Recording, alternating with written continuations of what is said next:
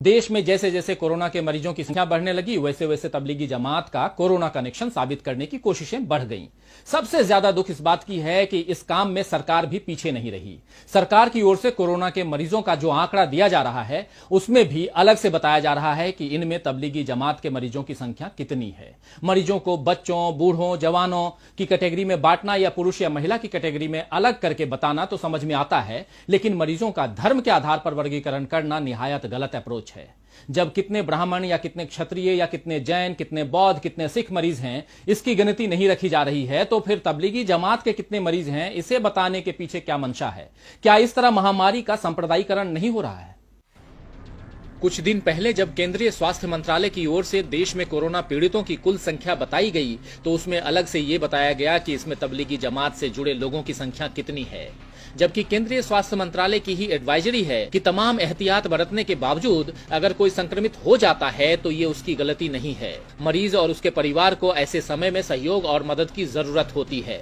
इसी तरह WHO ने सभी देशों की सरकारों से अपील की है कि कोरोना के मरीजों को लेकर राजनीति न की जाए और उन्हें धर्म के आधार पर न बांटा जाए। निजामुद्दीन मरकज का मामला सामने आने के बाद जब कोरोना के पॉजिटिव मामले तेजी से बढ़े थे, तो इसके बाद से दिल्ली सरकार के हेल्थ बुलेटिन में मरकज से जुड़े मामलों की संख्या अलग से बताई जाती है, जिस पर दिल्ली अल्पसंख्यक आयोग के अध्यक्ष डॉक्टर जफरुल इस्लाम खान ने चिंता जताते हुए केजरीवाल सरकार को पत्र लिखकर अपील की कि संप्रदाय के आधार पर बनाए गए अलग कॉलम को जल्द से जल्द हटाया जाए, क्योंकि इससे इस्लामोफोबिया के एजेंडे को बढ़ावा मिल रहा है। खत में आगे लिखा गया है कि मरकज वालों का आंकड़ा अलग लिखने की वजह से देश के कई हिस्सों में मुसलमानों पर हमले हो रहे हैं। जब सरकार को WHO की अपील की परवाह नहीं है या भारत की अनेकता में एकता वाली संस्कृति का लिहाज नहीं है, तो भला इस देश का मीडिया धर्म के नाम पर अलगाव का झंडा बुलंद करने में पीछे क्यों रहे? तबलीगी जमात की आड़ में कोरोना के लिए मुसलमानों को गलत तरीके से जिम्मेदार ठहराने में मेन स्ट्रीम मीडिया और सोशल मीडिया में कई खबरें भड़काऊ हेडिंग्स के साथ पेश की गई और कई फर्जी खबरें छापी गई, दिखाई गई। महामारी के वक्त जब देश में स्वास्थ्य सुविधाओं, मजदूरों की हालत, आर्थिक मंदी और तालाबंदी के दौरान हो रही दिक्कतों पर चर्चा होनी चाहिए, तो ऐसे वक्त में टीवी के प्राइम टाइम में हिंदू मुस्लिम एजेंडा लौट आया है। बीते कुछ दिनों में तबलीगी जमात के नाम पर कई फेक न्यूज सो कॉल्ड प्रतिष्ठित मीडिया संस्थानों में चलाई गईं और बार बार पुलिस प्रशासन को इसका खंडन करना पड़ा।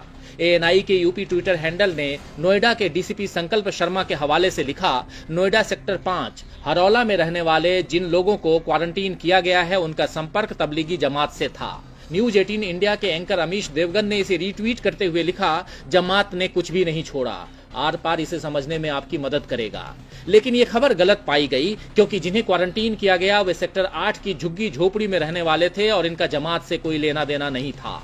इसी तरह जी न्यूज ने दावा किया था कि फिरोजाबाद में तबलीगी जमात के कुछ सदस्य जो कोरोना पॉजिटिव थे, उन्होंने मेडिकल टीम पर पथराव किया। इस खबर के सामने आने के बाद फिरोजाबाद पुलिस ने ट्विटर पर इसे झुठलाते हुए लिखा कि ऐसी कोई घटना नहीं घटी है। इलाहाबाद से आई हत्या की एक खबर को तबलीगी जमात से जोड़ने की कोशिश की गई। न्यूज एंकर दीपक चौरसिया ने अपनी एक टिप्पणी में ये बात कही थी, जिसे प्रयागराज पुलिस ने रिट्वीट करते हुए साफ किया कि इस घटना का तबलीगी जमात से कोई संबंध नहीं है। हाल ही में अरुणाचल प्रदेश के बारे में जी न्यूज ने खबर चलाई कि वहां 11 जमात सदस्य मिले हैं जो कोरोना संक्रमित हैं, जबकि वहां केवल 1 मरीज है। इस न्यूज का जब खंडन आ गया तो जी न्यूज ने इसे मानवीय भूल बताकर खेद जतला लिया।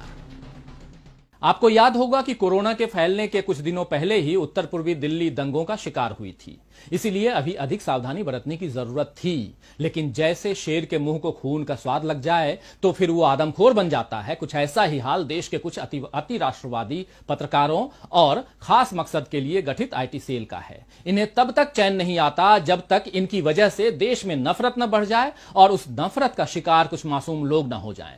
मेन स्ट्रीम मीडिया के साथ साथ सोशल मीडिया पर भी तबलीगी जमात के नाम पर खूब सांप्रदायिक जहर फैलाया जा रहा है। बीते दिनों सोशल मीडिया पर एक पोस्ट वायरल हुई, जिसमें सुरक्षा कर्मियों से घिरे 2 लोग दिख रहे हैं। साथ ही बरामद किए गए नकली सैनिटाइजर्स और उन्हें बनाने में इस्तेमाल कच्चा माल और मशीनें भी नजर आ रही हैं। वायरल हो रही इस पोस्ट में कहा गया है कि ये बरामदगी भारत में हुई है और ये गलत काम करने वाले लोग मुसलमान हैं। यानी इस खबर को एक सांप्रदायिक एंगल भी दे दिया गया है, जबकि सच ये है कि ये खबर बांग्लादेश की है, जहां के नारायणगंज जिले में पड़े एक छापे में भारी मात्रा में नकली हैंड सैनिटाइजर बरामद हुआ था। वैसे भारत में भी नकली चीजों का कारोबार करने वालों की कमी नहीं है। कुछ दिनों पहले हैदराबाद और मानेसर में पुलिस ने नकली सैनिटाइजर बनाने वालों पर छापा मारा। हैदराबाद में तो ये काम एक हिंदू का है, जबकि मानेसर के आरोपी के धर्म के बारे में कोई जानकारी नहीं है।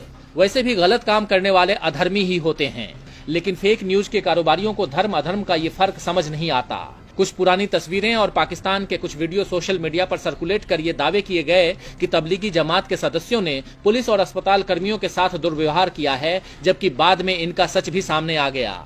दरअसल भारत में कोरोना को धर्म से जोड़ने का ये सिलसिला अचानक शुरू नहीं हुआ है, बल्कि बड़े ही सुनियोजित तरीके से फेक जानकारियां और वीडियो फैलाए गए और आम लोगों तक ये धारणा पहुंचाई गई कि मुसलमान कोरोना से न सिर्फ पीड़ित है, बल्कि इसे जानबूझकर फैला रहे हैं।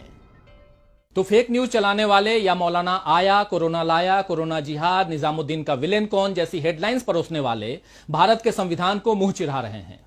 भारत का नागरिक होने के नाते इनकी जिम्मेदारी है कि वे संविधान का पालन करें, लेकिन वे तो इस जिम्मेदारी से पल्ला झाड़ रहे हैं। और सत्ता में बैठे लोगों का हाल इससे भी बुरा है, क्योंकि संविधान के नाम पर शपथ लेने के बावजूद उनके काम